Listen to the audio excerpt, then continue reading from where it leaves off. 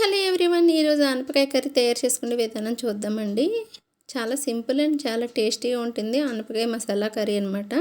చాలా బాగుంటుందండి. నేనైతే 2 ఉల్లిపాయలు అయితే పెద్ద పెద్ద ఉల్లిపాయలు తీసుకొని చిన్న ముక్కలుగా కట్ చేసుకుని ఆయిల్ వేసి అయితే బాగా ఫ్రై చేసి ఆనపకాయ ముక్కలు అయితే చూసారు కదా, కట్ చేసి పక్కన పెట్టేసుకున్నాను.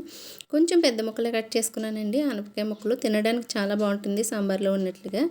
ఆనియన్స్ అయితే కొంచెం గోల్డెన్ కలర్ వచ్చాక ఆనపకాయ ముక్కలు అయితే యాడ్ చేసేస్తున్నాను. చూసారు కదా, ఇవి బాగా అయితే కలిపేసుకుందాం. ఆనపకాయ ముక్కలు 2 టమాటాలు కూడా కట్ చేసి అయితే పక్కన పెట్టేశాను. ఈ ఆనపకాయ నాటు ఆనపకాయ అంటారండి. మీకు ఎవరికైనా ఐడియా ఉందా? చాలా బాగుంటుందండి. ఇది కాయ అయితే చూసారా, కాయ చూపించలేదు కదా, మొన్న లైవ్లో పెట్టిన పిక్ అయితే పెడతాను. కాయ చాలా బాగుంటుంది అనమాట. ఇంకా రౌండ్గా ఉంటుంది కదా, అదే నాటు ఆనపకాయ. కట్ చేసి అయితే వీడియో అయితే షూట్ చేయలేదు, కట్ చేసేటప్పుడు కట్ చేసి పక్కన పెట్టాను. చిన్న వీడియో పెడదామని, అందుకే క్లిప్ చేయకుండా వీడియో అయితే స్కిప్ చేయకుండా చూసి ఒక లైక్ అయితే కామెంట్ చేయండి. 2 టమాటాలు అయితే తీసుకున్నాం పెద్దవి, చిన్న చిన్న ముక్కలుగా కట్ చేసుకుని అవి కూడా యాడ్ చేసి బాగా కలిపేసుకుందాం. కర్రీ చాలా బాగుంటుందండి. మసాలా వేసుకొని వండుకుంటే ఈ ఆనపకాయ కర్రీ అయితే చాలా మంచిది అండ్ బాడీకి చాలా సలవ చేస్తుందండి ఆనపకాయ కర్రీ. పచ్చం చేసేవాళ్ళు కూడా ఆనపకాయ కర్రీ తినొచ్చు, ఏమీ కాదండి. ఇది పత్తి కర్రీ అని అంటారు కదా, పచ్చం చేసేవాళ్ళు కూడా తినొచ్చు అనమాట. చాలా టేస్టీగా ఉంటుంది అండ్ హెల్తీ కూడా.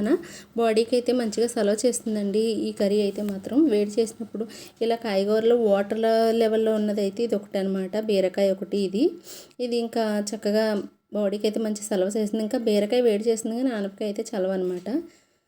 ఈ ఆనపకాయ ఎంతమందికి ఇష్టమో నాకైతే కామెంట్ చేయండి. కొంచెం అయితే 1 స్పూన్ కారం అండ్ 1 స్పూన్ పసుపు, 1 స్పూన్ వచ్చి ధనియాల పౌడర్, అన్ని మసాలాలన్నీ యాడ్ చేస్తాను తక్కువగానే. 1 స్పూన్ పసుపు, గరం మసాలా, ధనియాల పౌడర్ అండి, అంతే. చిన్న స్పూన్ పెట్టుకున్నాను నేను, చాలా తక్కువ తినేది మసాలాలు అయితే.